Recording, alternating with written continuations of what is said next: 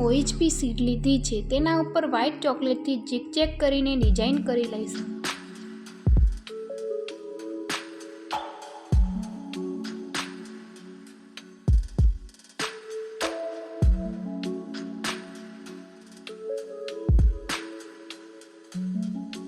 પાંચ minute semi set થવા દઈશું.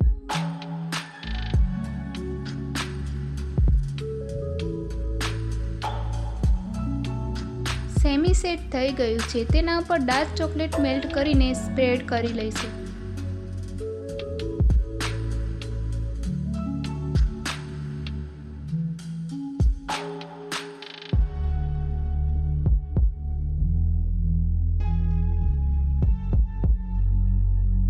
ચોકલેટને સેમી સેટ કરી લઈશું.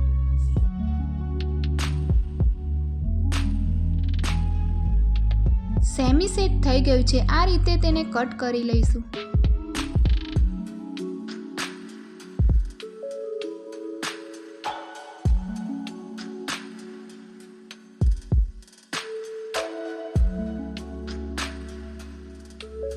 ફરીથી 10 મિનિટ ફ્રીજમાં સેટ થવા દઈશું. ચોકલેટ ગાર્નિશિંગ સેટ થઈ ગઈ છે. તેના ઉપરથી OHP શીટ કાઢી લઈશું ને એક પ્લેટમાં કાઢી લઈશું. આ મેં 250 ગ્રામની કેક બનાવી લીધી છે. તેના પર ચોકલેટ ગનાશ નાખીશું.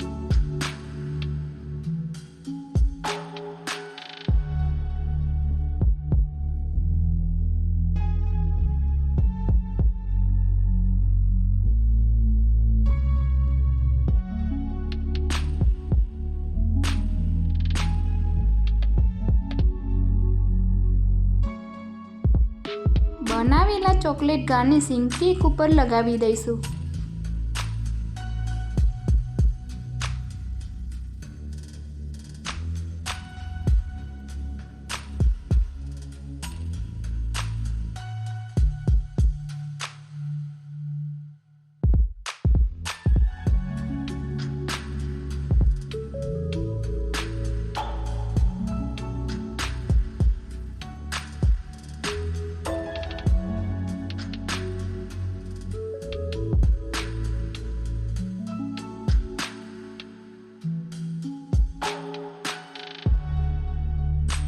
કેકની સાઈડમાં સ્પ્રિંકલ લગાવી દઈશું.